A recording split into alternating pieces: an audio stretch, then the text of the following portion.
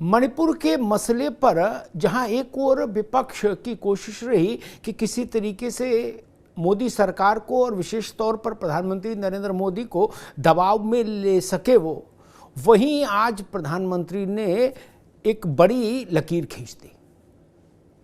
मोदी ने दो टूक संदेश दे दिया कि न वो झुकेंगे, न भाजपा झुकेगी, न उनकी सरकार झुकेगी, न एनडीए झुकेगी। लड़ाई सीधी होगी, आर पार होगी, धारदार होगी। नरेंद्र मोदी आज भारतीय जनता पार्टी के संसदीय दल को संबोधित कर रहे थे यूं तो, लेकिन उन्होंने विपक्ष के नए नवेले गठबंधन पर अब तक का सबसे तीखा हमला बोला। मोदी ने कहा कि हताश और निराश विपक्ष, लगता है उसने सत्ता में आने की इच्छा ही छोड़ दी। और इससे बड़ा हमला दूसरा था उनका, जब उन्होंने कहा कि Indian Mujahideen, popular front of India यानी पीएफआई और ईस्ट इंडिया कंपनी, इन सबके नाम में इंडिया लगा था। केवल इंडिया नाम लगा लेने से कुछ नहीं होता। अब जाहिर सी बात है, जब प्रधानमंत्री ने इतनी तीखी और इतनी बड़ी लकीर खींच दी हो तो उसके बाद संसद के भीतर, चाहे वो लोकसभा हो चाहे राज्यसभा हो, एनडीए और इंडिया के बीच में कोई समाधान और सुलह का रास्ता निकले, इसकी उम्मीद बहुत कम हो जाती है। प्रधानमंत्री जानते हैं कि लड़ाई जनता के बीच में लड़ी जाएगी और फैसला भी जनता ही करेगी। इसलिए आज उन्होंने भारतीय जनता पार्टी के अपने सांसदों का मनोबल बढ़ा दिया। संग्राम महाभीषण होगा, याचना नहीं अवरण होगा, इस तरह की एक भाव मुद्रा नरेंद्र मोदी ने आज सेट कर दी भारतीय जनता पार्टी के लिए। स्वाभाविक है कि अब प्रधानमंत्री ने इतना तीखा बोला है तो सोच समझ कर बोला होगा। उनको इस बात का अंदाज है कि विपक्ष का हमला, विपक्ष का आक्रमण कहां तक और किस सीमा तक जा सकता है और उसको रिटेलिएट कैसे करना है, उस पर काउंटर कैसे करना है। लोकसभा चुनाव में अब कुछ ही महीने बचे हैं, इसलिए नरेंद्र मोदी की दृष्टि लोकसभा और राज्यसभा के मुकाबले मुझे लगता है अब जनता की अदालत पर ज़्यादा है, जनता के बीच, जनता के मैदान पर ज़्यादा है। वो जानते हैं कि कुछ महीनों के भीतर 5 साल के लिए सत्ता का फैसला करेगी भारत की जनता। इसलिए उन्होंने भारतीय जनता पार्टी की टोन इस स्तर पर जाकर सेट कर दिया। आज 25 साल एनडीए को हो रहे हैं। नरेंद्र मोदी ने इस बात का भी ऐलान कर दिया कि एनडीए के 25 साल होने को एक पर्व के तौर पर, एक उत्सव के तौर पर मनाया जाएगा पूरे देश भर में।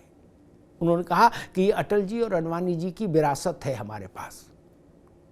स्वाभाविक है कि एक और जहां विपक्ष इंडिया के नाम पर एकजुट हो रहा है, वहीं मोदी भी अब एनडीए को और ज़्यादा अपेक्षाकृत और ज़्यादा सक्रिय और वाइब्रेंट बनाए रखने की कोशिश करेंगे, ऐसा लग रहा है। लेकिन हाँ, आज के प्रधानमंत्री के भाषण से पाला खिंच गया तीखा। विपक्ष को लग रहा था कि मणिपुर के मसले पर तो सरकार दबाव में आ गई। मोदी को जो लोग जानते हैं नजदीक से, वो इस बात को मानते हैं कि नरेंद्र मोदी को दबाव में लेना बहुत मुश्किल है, और खास तौर पर कोई राजनीतिक दल दबाव में ले पाए, इसकी तो संभावना लगभग नगण्य रहती है। उनके पूरे राजनीतिक जीवन को आप देखिए नरेंद्र मोदी के, वो इस तरह के दबाव में नहीं आते, वो पलटवार करने में यकीन रखते हैं। और आज वही हुआ। पूरा विपक्ष मांग कर रहा था कि प्रधानमंत्री सदन में आए, मणिपुर पर बोले, मणिपुर पर बोले। तो नरेंद्र मोदी संसद भवन तो गए, लेकिन वहाँ के ऑडिटोरियम में भारतीय जनता पार्टी सभा कक्ष में भारतीय जनता पार्टी के सांसदों को संबोधित किया। और संबोधित किया तो ऐसा किया कि लग रहा है कि नगाड़े बज गए लोकसभा चुनाव के। और लोकसभा चुनाव के लिए भी टोन सेट कर दी प्रधानमंत्री ने। एनडीए का जो कोर होगा, कोर इशू जो होंगे, उसमें आज जो प्रधानमंत्री ने जो बोला है ना, ये महत्वपूर्ण होगा। विपक्ष जिसको अपनी सबसे बड़ी यूएसपी समझ रहा है वो है इंडिया। ये ठीक है, हर शब्द हर अक्षर के बाद डॉट है, लेकिन प्रधानमंत्री ने भी आज विपक्ष की उसी सबसे बड़ी यूएसपी की बखिया उधेड़ी। उन्होंने कहा इंडियन मुजाहिदीन और पीएफआई से का उदाहरण दे दिया। अब ये उदाहरण मोदी जी ने तो एक सभागार के भीतर दिया, सांसद अपनी पार्टी के सांसदों के बीच में दिया, लेकिन अब ये उदाहरण राज्य दर राज्य, जिला दर जिला, गांव दर गांव जाएगा। अब इसका मौखिक कैंपेन भारतीय जनता पार्टी और उसके सहयोगी दल देश भर में करेंगे।